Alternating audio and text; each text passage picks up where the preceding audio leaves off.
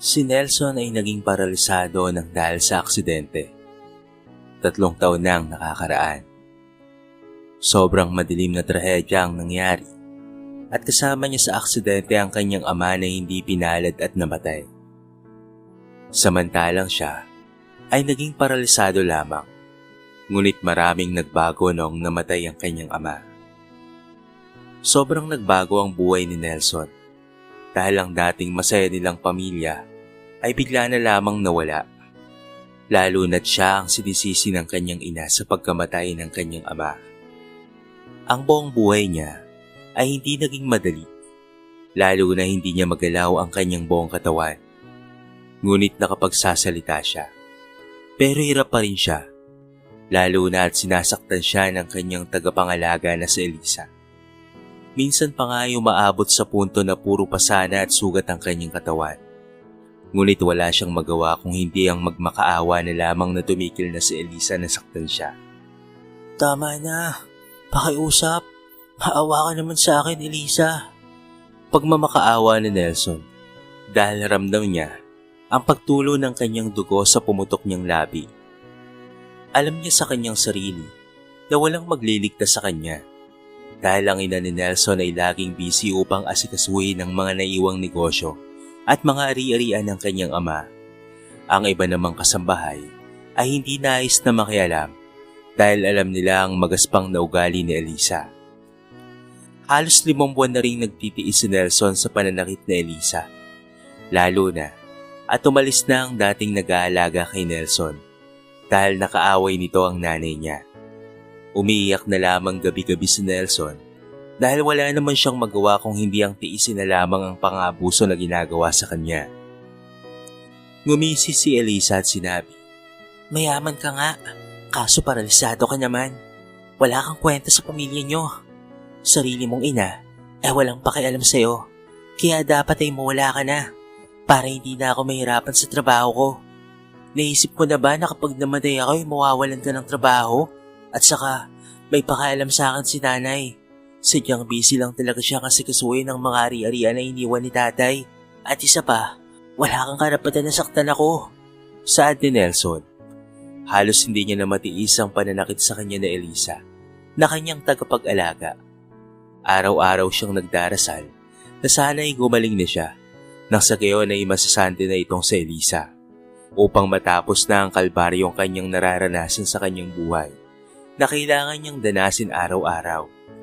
Nagalit naman si Elisa sa sinabi ni Nelson, kaya tinulak niya ang wheelchair ng binata at sinimulan siyang sipa-sipain. Kahit na paralisado ang kalahating katawan ni Nelson, ramdam pa rin niya ang sakit ng panggugulpi sa kanya. Tama na! Tama na! Pagmamakaawa ni Nelson, patuloy ang pag-agos ng luha ni Nelson habang iniinda niya ang sakit. Pinikit na lamang niya ang kanyang mga mata dahil alam niya sa kanyang sarili na wala naman siyang magagawa at hindi rin niya kayang pigilan si Elisa sa ginagawa sa kanya. Teka, ano ito? Sigaw ni Kyla nang makita ang kaawa-awa na lagay ng kanyang nakatatandang kapatid. Si Kyla ay kapatid ni Nelson sa ama, bunga ng pagtataksil. Kyla, tulungan mo ako. Halos may iyak-iyak na saad ni Nelson nang makita niya ang kanyang kapatid. Lumapit kaagad si Kyla sa kanyang kapatid at tinulak si Elisa papalayo kay Nelson. Binuhat ni Kyla si Nelson sa kanyang wheelchair at pinunasan ng mga dugo mula sa mga sugat. Ano sa tingin mo ang ginagawa mo, Elisa? Galit na saad ni Kyla nang makita ang mga sugat at pasa ng kanyang kuya. Sobrang tuwa ni Nelson nang makita ang kanyang kapatid na si Kyla. Gusto niya itong yakapin ng maigpit ngunit hindi niya ito magawa. Ramdam ni Nelson ang galit ni Kyla nang makita nito ang kanyang kalagayan. Dahil ang mga pasa at sugat niya ay kitang-kita ng dalaga. Sasabihin ko ito kay Ma'am Amanda. Pagbabanta ni Kyla sapagkat hindi niya palalagpasin ang nangyari kay Nelson. Pagkatapos pagbantaan ni Kyla si Elisa, ay iniwan niya na roon si Elisa at tinulak si Nelson patungo sa silid. Marahan na ginamot ni Kyla ang mga sugat ng kanyang kapatid at tinignan ang kalagayan nito. Sobra ang pagpapasalamat ni Nelson sapagkat meron pa rin siyang kakampi sa loob ng mansyon dahil alam niya sa kanyang sarili na busy ang kanyang ina at hindi ito magagawang ipagtanggol mula kay Elisa. Ayaw rin naman niyang abalahin pa ang kanyang ina dahil alam ni Nelson na sobrang busy at stress na ito sa dami ng kailangang asikasuhin para sa kumpanya. Matapos gamutin ni Kyla ang mga sugat ni Nelson, ay binuhat na niya ang kanyang kapatid at inihiga sa kama. Gusto na rin ni Nelson na magpahinga matapos ang mga nangyari dahil ramdam niya ang sakit mula sa pananakit ni Elisa sa kanya. Kinabukasan ay inasikaso ni Kyla si Nelson dahil ayaw niya nang iasa pa kay Elisa ang lahat. Habang wala pang iniutos sa kanya si Ma'am Amanda, ay siya na munang mag-aasikaso sa kanyang kapatid. Gagawin niya talaga ito pagkatapos ng kanyang nakita kahapon. Sinamahan ni Kyla si Nelson sa kanyang therapy at nagkaroon ng ilang improvement si Nelson dahil nagagalaw niya na ng paunti-unti ang kanyang mga daliri sa kamay. Kaya sobrang tuwa ni Nelson dahil alam niya sa kanyang sarili na malapit niya na muling maigalaw ang kanyang katawan. Ginagawa lahat ng binata upang gumaling lamang siya dahil ayaw niya nang maging paralisado upang makatulong siya sa kanyang ina.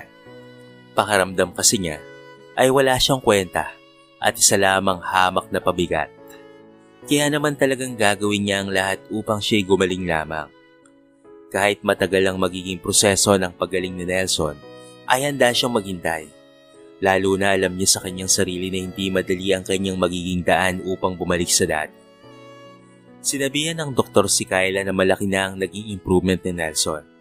Lalo na't bukod sa nagagalaw na niya ang kanyang mga daliri sa kamay, ay kaya niya na ring maigalaw ang kanyang mga paa paunti-unti. Hindi pa man mailakad ni Nelson ang kanyang mga paa, ay sinabihan na ng doktor si Kyla na malapit na si Nelson na makalakad na muli. Sinabi ni Kyla kay Nelson ang lahat ng magandang balita na iyon, kaya't sobrang tuwa ng binata dahil alam niya sa kanyang sarili na malapit na talaga siyang gumaling at may gagalaw niya ng muli ang kanyang kamay at paa. Matapos ang therapy ni Nelson, ay inuwi na siya ng kanyang kapatid sa mansyon. Pagka-uwi na Nelson at Kyla, ay madilim na rin at malalim na ang gabi. Naabutan nila roon ang nanay ni Nelson. Kaya naman naisipan ni Kyla na magsumbong. Pinakita ni Kyla kay Amanda ang mga sugat at pasa ng binata. Ngunit hindi niya pinaniwalaan si Kyla dahil anak lamang ito sa labas ng kanyang asawa. Kahit na si Nelson rin ang nagsumbong, ay hindi pa rin siya naniwala dahil inunahan na sila ni Elisa. Mas pinaniwalaan ni Amanda si Elisa kaysa sa sarili nitong anak dahil na rin sa galit siya kay Kyla. Ayaw niya itong nakikita na kasama ng kanyang anak. Hinayaan na lamang ni Nelson ang kanyang ina at hindi na pinilit pa dahil alam niya sa kanyang sarili na baka pagod lamang rin ang kanyang ina sa dami ng trabaho na kailangan itong gawin. Magsasalita pa sana si Kyla ngunit pinigilan na siya ni Nelson dahil ayaw na niyang ma-stress pa ang kanyang ina at palakihin pa ang isyong ito. Inalalayan ni Kyla si Nelson na makihiga sa kanyang higaan at nagpahinga na si Nelson matapos ang kanyang nakakapagod na araw dahil sa therapy. Sa mga sunod pang buwan, ay dire-diretso ang improvement ni Nelson at sinabi niya kay Kyla na huwag munang ipaalam sa iba ito dahil gusto niyang gumaling muna siya ng tuluyan bago malaman ng iba. Habang nagpapagaling si Nelson, ay nakakainda pa rin siya ng pananakit ni Elisa pero tinitiis niya lamang ang lahat ng ito. Isang araw, ay tuluyan ang naigalaw ni Nelson ang kanyang mga paa at pati na rin ang kanyang kamay. Dahil doon ay sobrang saya niya. Nakakatakbo na rin siya ng maayos at sobrang natutuwa ang kanyang kapatid para sa kanya. Kaya lumabas silang dalawa sa isang restaurant upang mag-enjoy. Isa na rin iyon sa paraan ni Nelson upang pasalamatan ng kanyang kapatid na laging nag-aasikaso at nag-aalaga sa kanya. Ngayon na maayos na ang kanyang kalagayan, balak ni Nelson na tanggalin na sa trabaho si Elisa dahil hindi na rin naman niya kailangan pa si Elisa. Gustuin man ni Nelson na magsampa ng kaso laban dito pero nakakaramdam siya ng kaunting awa rito. Hindi niya na nais pa na palakihin ang gulo at sisasantihin niya na lamang ito. Pero hindi pumayag si Kyla sa ideya ng kanyang kapatid na wag nang ipakulong itong si Elisa sapagkat sa loob ng ilang buwan ay grabe ang pananakit nito kay Nelson. Sobra-sobra ang pagtitiis ng kanyang kapatid sa ginagawa ni Elisa dito. Pero wala ring magawa si Kyla dahil alam niya kung gaano kabait ang kanyang kapatid na si Nelson. Hinihintay na lamang ni Nelson ang kanyang ina upang aprobahan ang pagsasanti kay Elisa. Kaya nakapag-stay pa ng 1 linggo si Elisa sa mansyon kahit wala itong ginagawa. Ang pagkakaalam nga ni Elisa ay paralisado pa rin ng mga pa ni Nelson. Kaya naman nagpipiling reyna ang babae sa tuwing wala ang nanay ni Nelson. Wala siyang kaalam-alam na malapit na siyang masasante. Wala na sanang balak ang binata na idemanda itong si Elisa. Ngunit isang araw, narinig ni Nelson ang sigaw at pagmamakaawa ng kanyang kapatid. Sinundan niya ang boses ni Kyla at kitang-kita niya ang pananakit ni Elisa sa kanyang kapatid. Sobra niya itong ikinagulat dahil ngayon niya lamang nalaman na sinasaktan rin pala ni Elisa ang kanyang nakababatang kapatid. "Elisa, itigil mo yan!" Galit na diin ni Nelson at tinulak papalayo si Elisa sa kanyang kapatid at tinanggal ang tali sa mga kamay nito. Nakita ni Nelson ang mga pasa at sugat sa katawan ni Kyla. Sobra siyang naawa sa kanyang kapatid at hindi niya lubos maisip na mararanasan na rin pala ni Kyla ang kanyang naranasan sa mga kamay ni Elisa. Dahil doon ay napaiyak na lamang sa galit itong si Nelson. "Kuya," mangiyak-ngiyak rin saad ni Kyla nang makita ang kanyang kapatid na si Nelson. Tumingin ng masama si Nelson kay Elisa at sinabing, "Hindi ka pa nakontento sa pananakit mo sa akin? Pati ang kapatid ko ay sinasaktan mo. Hindi na sana ako magsasampa ng kaso laban sa'yo kasi kahit papaano ay nakakaramdam pa rin ako ng kaunting awa. Kahit na ilang buwan na akong nagtitiis sa pananakit mo. Pero ngayong nalaman ko kung ano ang ginagawa mo sa kapatid ko, hindi ko mapapalampas tong nangyaring to at sisiguraduhin ko na mapupulok ka sa bilangguan." Nang marinig iyon ni Elisa, ay sobrang nabigla siya at nakaramdam ng takot dahil hindi naman niya gusto ang kanyang ginawa at napag-utusan lamang siya. Pero ang isa pang ikinagulat niya ay nang makitang nakakatayo na pala itong si Nelson at normal na akong gumalaw. Sinadya ni Nelson na magpanggap na paralisado pa rin nang sa gayon ay mabigla na lamang ito sa kanyang pagkakatanggal. Takot na sa Elisa ng mga sandaling iyon dahil sa kahit na anong anggulo kapag ginusto ng binatang makaganti dahil sa pananakit nito sa kanya at sa kanyang kapatid ay magagawa nito, lalo pat nagagalaw na ng binata ang kanyang buong katawan ng walang kahirap-hirap. "Anong sabi mo? Napag-utusan ka lang?" tanong ni Nelson. Samantala, alam naman ni Elisa sa kanyang sarili na hindi niya po pwedeng sabihin kung sino ang nag-utos sa kanya dahil mas lalo lamang siyang malilintikan kapag sinabi niya ito. "Please po sir. Sir, maawa po kayo sa akin. Huwag niyo po akong ipakulong." Pagmamakaawa ni Elisa. Ngunit bona ang desisyon ni Nelson na ipakulong itong si Elisa dahil hindi niya papalagpasin ang ginawa nito sa kanyang kapatid na si Kyla. Hindi niya na pinansin pa si Elisa na nagmamakaawa sa kanya at marahan na niyang inalalayan si Kyla patungo sa silid nito. Ginamot ni Nelson ang mga sugat ng kanyang kapatid. Pagkatapos doon ay hinanap niya ang kanyang ina dahil alam niya na nasa mansyon ito. Kakatok na sana siya, ngunit narinig niya ang boses ni Elisa at nag-uusap ang dalawa. Nabigla si Nelson sa kanyang narinig dahil nalaman niya na binayaran pala ng kanyang ina si Elisa upang saktan itong si Kyla. Ito ay dahil sa sobrang pagkasuklam ng kanyang ina kay Kyla dahil anak kasi ito sa labas ng asawa nito at nabuo lamang dahil sa pagtataksil. Sobrang nabigla si Nelson sa kanyang narinig dahil hindi niya lubos maisip na kasalanan pala ng kanyang ina kung bakit naging ganoon ang naranasan ni Kyla. Naiintindihan niya ang nararamdaman ng kanyang ina, pero hindi niya lubos maisip na makakayanang gawin niyon ng kanyang ina. Dahil hindi alam ni Nelson na ganoong klase pala ang kanyang ina. Nalaman rin ni Nelson na sinasadyang saktan ni Elisa si Nelson dahil sobrang galit ang kanyang ina sa kanya. Dahil lahat ng ari-arian at mga businesses ay iniwan ng kanyang ama sa pangalan niya.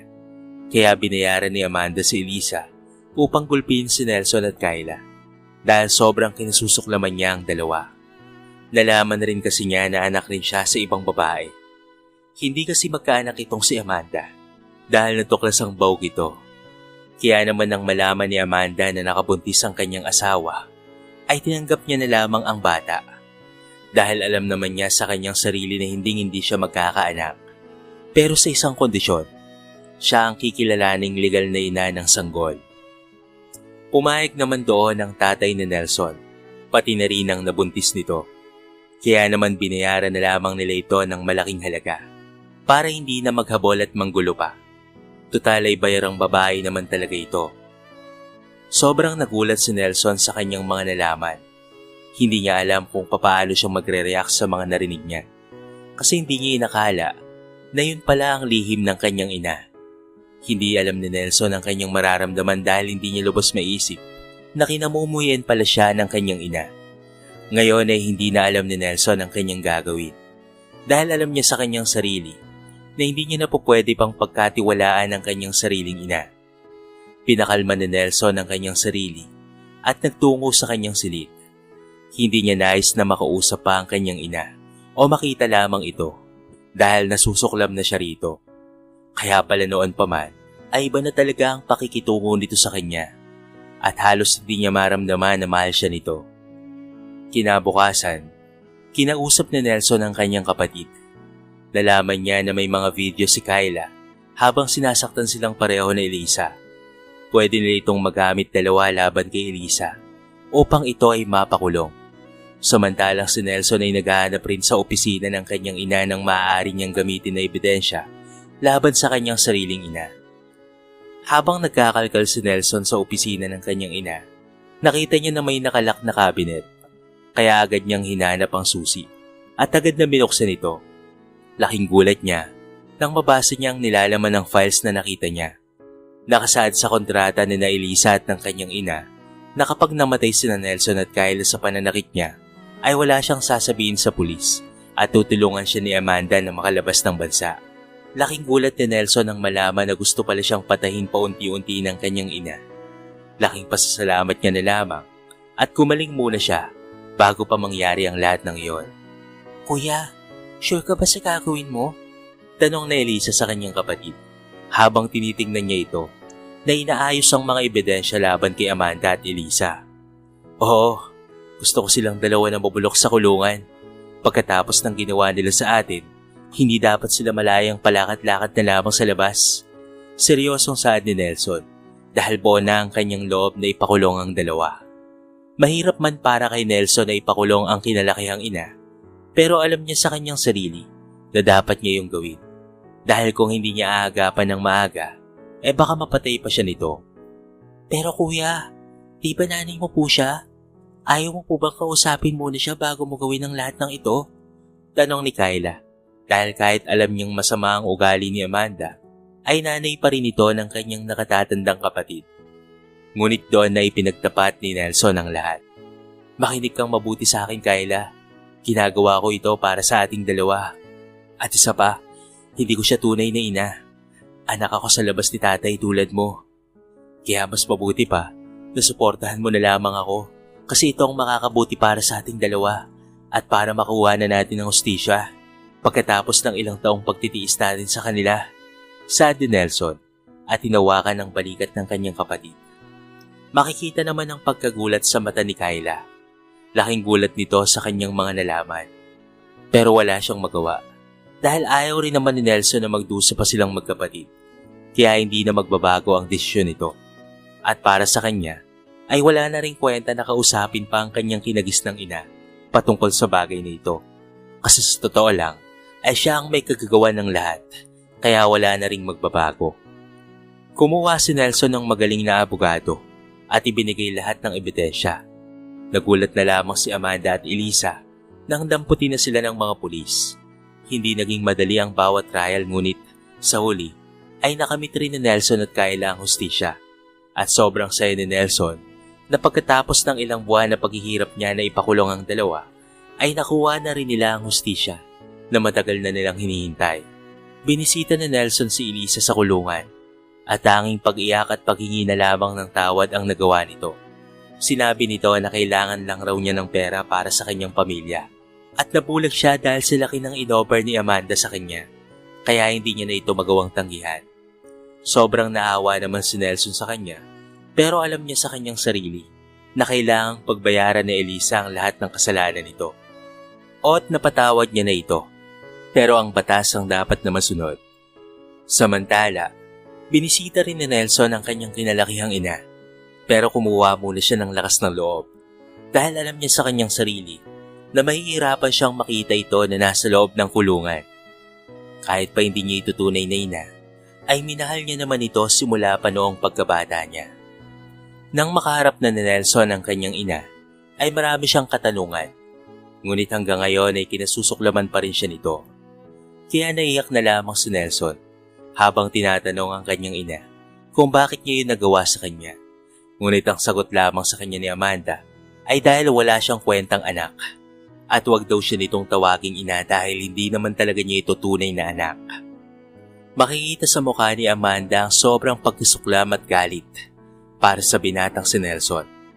Hindi nito matanggap na ang lahat ng ari-arian at mga pamana ng kanyang asawa ay mapupuntang lahat kay Nelson at pati na rin kay Kyla. Sobrang sama ng loob nito na halos sumpa na silang dalawa. Ngunit sa puso naman ni Nelson ay napatawad na niya ang kanyang kinalakihang ina at umaasa na darating ang araw na mapapatawad rin sila nito sa kasalanang wala naman silang kaalam-alam. Lumipas pa ang isang buwan at naging maayos na ang kalagayan ng lahat. Pinag-aral ni Nelson si Kyla muli sa eskwelahan dahil 3 taon na itong huminto sa pag-aaral simula nang mamatay ang kanilang ama dahil pinatigil ni Amanda na pag-aralin itong si Kyla. Mag-aaral ka mabuti, Kyla. Nakangiti saad ni Nelson sa kanyang kapatid nang inihatid niya na ito sa eskwelahan. Oo, kuya. Saad ni Kyla at bumaba na ng kotse. Masaya si Nelson para sa kanyang kapatid na muli na itong nakapag-aral. Sigurado siya na masaya rin ang kanyang ama kapag nakita silang dalawa na magkasundo at lalo na't pinag-aaral niyang muli ang kanyang kapatid. Hindi may paliwanag ni Nelson ang saya sa kanyang puso na nagkaroon siya ng napakabait na kapatid, katulad nitong si Kyla, kahit magkaiba sila ng ina. Habang busy sa pag-aaral si Kyla, si Nelson naman ay sinisimulan ng asikasuhin ng mga negosyong iniwan ng kanyang ama. Marami pang dapat aralin at ayusin si Nelson sa kumpanya, pero sa tulong ng mga mapagkakatiwalaang tauhan ng kanyang ama, ay naging madali lamang para kay Nelson na makapag-adjust sa kumpanya. Di kalaunan, dahil nga sa pamamahala ni Nelson dito, ay naging maganda at maayos ang takbo ng kumpanya. Malayong malayo sa pagpapatakbo ng kanyang ina noon, na halos malubog na sa utang ang kumpanyang ito. Ngayon na si Nelson na ang humahawak ng businesses nila, ay sisiguraduhin niya na hindi niya sisirain ang magandang reputasyon na iniwan ng kanyang yumaong ama. Sa pagsisimula ng bagong buhay ni Nelson, ay sobrang saya niya na sa wakas, malayo na siya sa dating kalbaryo na araw-araw niyang kailangang tiisin. Madalas, kapag pera ang usapan, ay nabubulagan talaga ang maraming tao. Gagawin nito ang lahat para lamang makuha ang kanilang gusto. May napulot pa kayong aral sa kwentong ito, mga kabarangay? I-comment nyo naman sa baba ang inyong mga reaksyon at babasahin natin ang lahat ng yan. So paano, mga kabarangay? Hanggang sa muli, thank you so much and peace out.